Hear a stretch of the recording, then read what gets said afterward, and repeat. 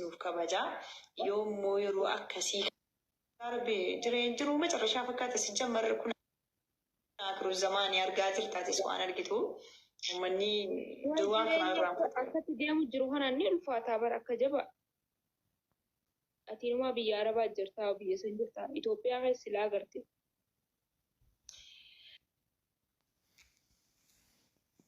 inshallah Itoophiyaas maal harree nyaatan jaaniimti wal cicciratanii fi masaatiin namni nama nyaata jechuudha geessaa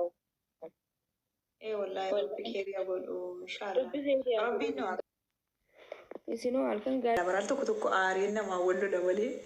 nama feexiqii keessa nagashaan amma dhiiseen jira waan hunda keessa dhiiseen jira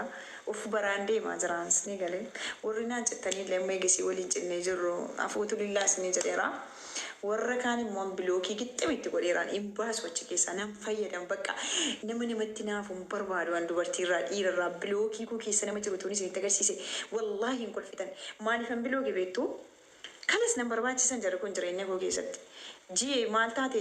tiktookii kee fooloosii deebiseera ofirraana darbata deebi'eera ofirraana darbata maaliif bilootti yoo jettan gaafii bareedaan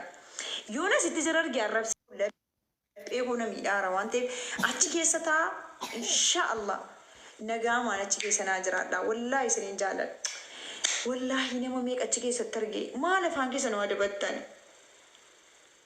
qilintoo keessa jirtan garuu mana hidhaa jiraattanus diina koo miti isinis muka ifoof itti banadhaa rabbiidha warri biloogii koo keessa jirtan muka ifa